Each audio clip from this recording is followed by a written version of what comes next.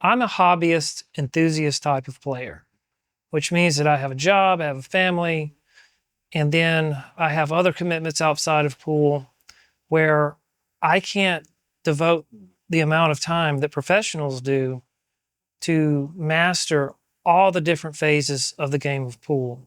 And they are many. And that's what makes pool so challenging, I think, and so fun, because it has so much depth. There's so much to it.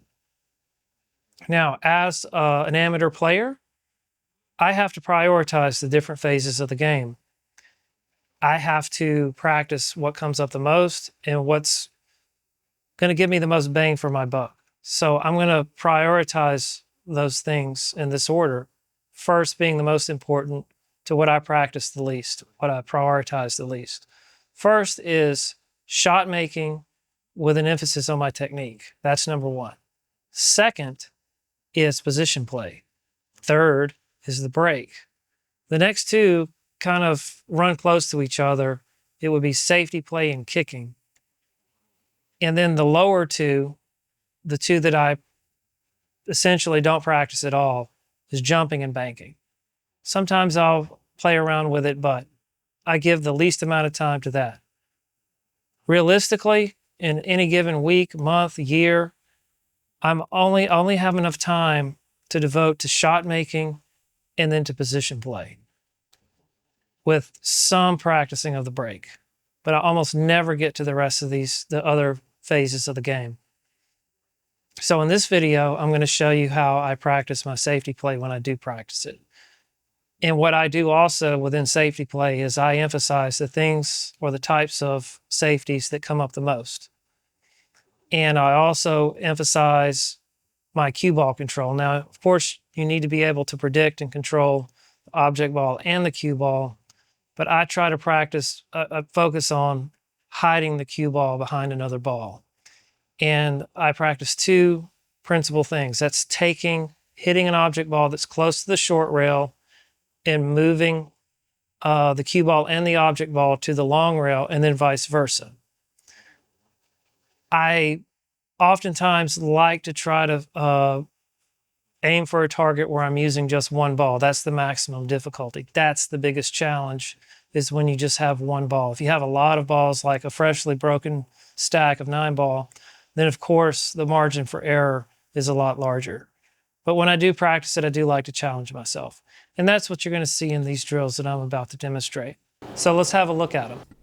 I don't get safe behind the 7 on this one, but I do leave it long with the 1 on the short rail and the cue ball on the short rail.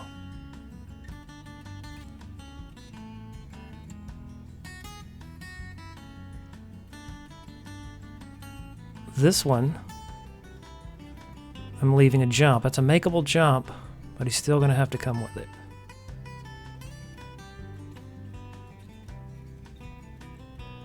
Here's another one where I'm partially behind the 7. Still hit it with a jump shot, but it's going to be hard to make.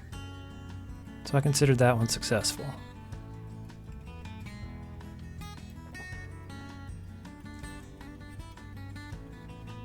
This is another one where you would have to jump over the edge of the ball.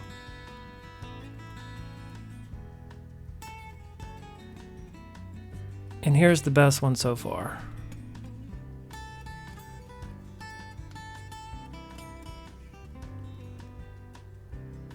This one's also pretty good.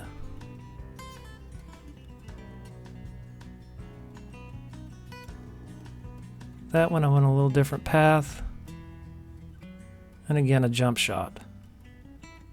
But he's going to be jumping to make contact. It would be hard to make that one ball as a jump shot. So now I'm flipping it. I'm taking the object and the cue from the short to the long rail.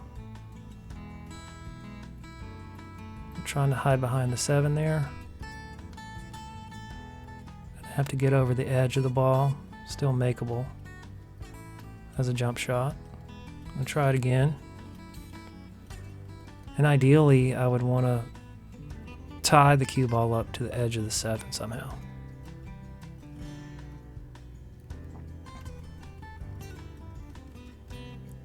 That one's pretty good.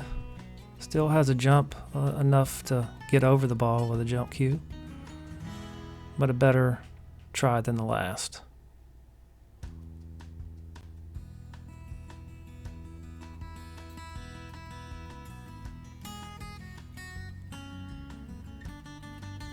And that's probably the best one so far, even closer to the 7.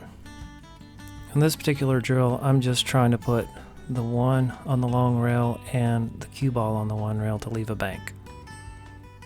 So in essence, this is a last ball safety drill. And this is very hard to do for me.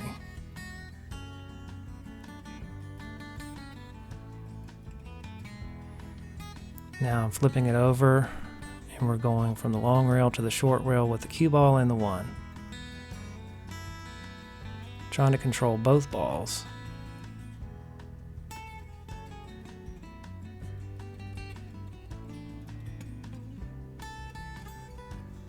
And it's always good to have this in your skill set, because sometimes we do get weird like this on the last ball, whether it be 8 ball or 9 ball. And this is, of the safeties, I probably practice these the least. So if you practice safety play a different way, let me know. Let's start a conversation.